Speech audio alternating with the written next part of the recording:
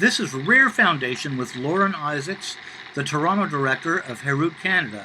First of all, I think most people aren't familiar with the organization. They're certainly familiar at this point with what took place at York University, but I don't think they really know much about the group that put it on. So could you tell us a bit about Herut Canada? Sure. So Herut Canada is a grassroots organization, and we are unapologetic science. We're we're educators, we're activists, and basically we believe in a few things. We believe in Jewish unity. We believe in unapologetic Zionism. We believe in the Jewish rights to the land of Israel and the integrity of the land, meaning it is a Jewish land, including all the parts of the land. Jerusalem is the eternal capital. And we educate about that, and we are loud and proud, and we feel that we fill a niche. We're doing both the activism and the education in the community. Excellent. By the way, do you find that your day-to-day life is affected by other students at York University because of these positions? Uh, I wouldn't say day to day. I would say it's a reality that most people find what we do objectionable. Most people don't like unapologetic Zionists, and so we're facing an uphill battle both from outside our community and within our community. Yeah, well, I'd love to come back to that in a little bit. Can you explain what happened recently at your event at York University? What exactly was the event? And, I mean, can you detail what took place from your point of view? Because I'm not sure that the way it was presented by the media necessarily reflected what took place. Right. So what happened at York University was myself and Herut Canada decided to put on an event with five former IDF soldiers. These were reservists; they weren't active duty soldiers, and they were going to come to the university to engage with the students and the community members about dialogue, about their lives in Israel, about the IDF, about BDS, and about the personal experiences they've faced both in Israel, in the army, and on campuses. We wanted it to be a dialoguing event, open conversation, exchange of free ideas in a university setting.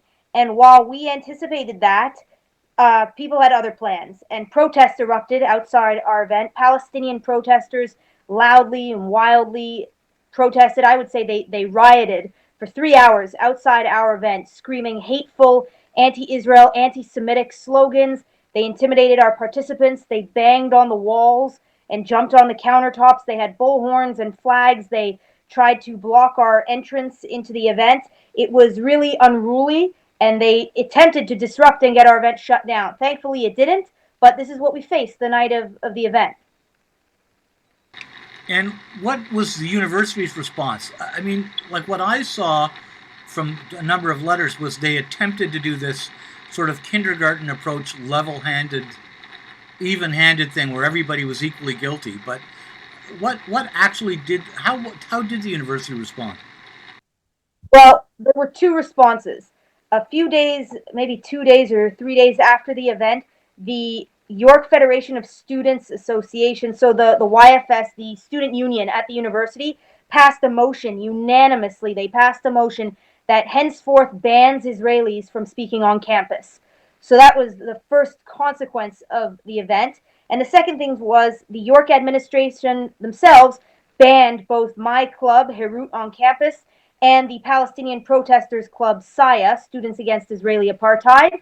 And as you say, attempting to take this kind of neutral approach that all parties are at fault and need to be investigated. And so the thing to prevent this from happening again in the future would obviously be to ban everyone, which is obviously egregious. It's destructive. It's offensive to us as the victims of these hateful anti Semitic attacks and rhetoric. So we are very unhappy with the fact that we've been banned. It's tantamount to, investigating both a rapist and the person he raped.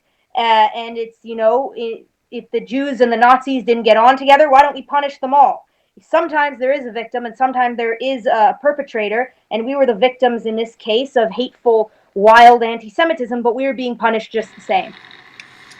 It sure looks like that to me. And you said that they also said no Israelis can speak on campus?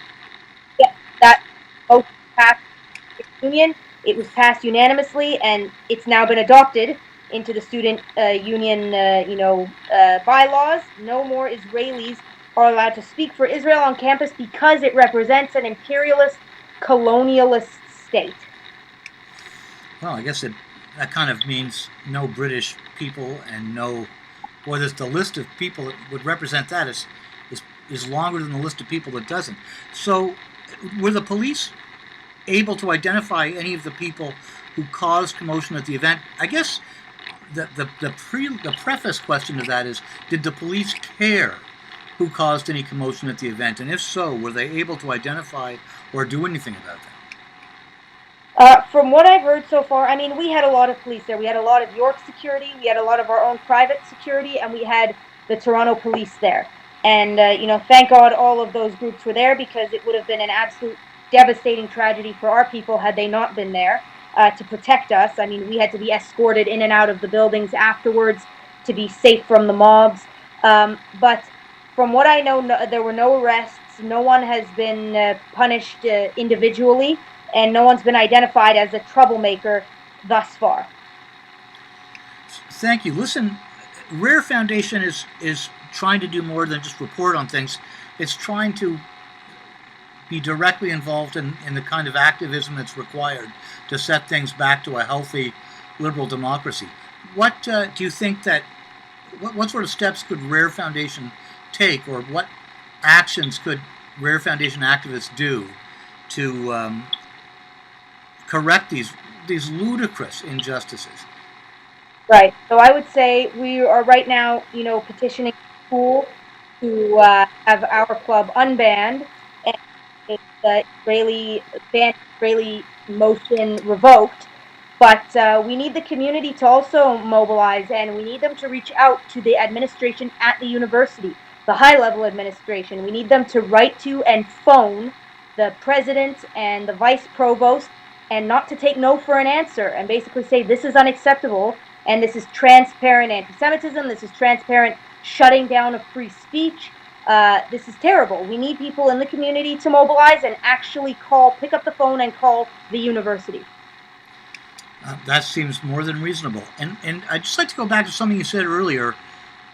You said that you face all kinds of resistance both within and without the community. I'm going to guess that the resistance you face outside the community is probably a mixture of leftists and Muslim activists. Would that be safe? And if so, what would you say the proportion is of each? Yes, that's correct. I think those ideologically are our biggest enemies, right? Our biggest threat as a free Zionist, democratic Jewish community. I would say it's hard to tell because the groups are constantly intermingling and growing, both of them. I would say it's 50-50. The hostility and the backlash we face is half the time from the Islamist faction and half the time from the leftists. Okay, that's interesting, especially because the number of Islamic students you would think by proportion would be far smaller than the number of leftists. So that's interesting. And from within the community, what sort of problems do you face from other Jewish students? Well, we have, a lot of leftist Jews and Jewish organizations, large Jewish organizations that don't support what we do, that think it's inflammatory, that think it's too controversial, that want to stay away from all this, and they don't support us. Not only do they not support us, they deliberately attempt to get our events canceled themselves. And we're not talking about our external enemies. These aren't the protesters. These are other Jewish organizations who attempt to get our events canceled. Would you do you think that it's possible that these Jewish organizations are in fact leftist organizations that use the Jewish identity as a kind of a beard rather than they're actually, and do they do anything that's actually Jewish, or is it just leftist actions? I think they think that they are a Jewish organization representing mainstream Judaism. Do I agree with that? No, not necessarily. I think that because of the political correctness culture, because of the progressivism and the postmodernism and the intersectionality culture, they've kind of assimilated and taken on the shape of the community around them which demands more intersectionality and more leftist politics and being more politically correct. And I think that ultimately harms our Jewish identity and their identity as a Jewish organization, because that's not what the Jewish people as a whole stand for. So I think it's almost that they're selling out to appease the most people in the community right now. That's a great answer. Thank you, Lauren Isaacs. It's been a genuine pleasure. I hope we get a chance to do this again, and please keep us updated on events as they take place. It was very clear, and thank you. It was a pleasure.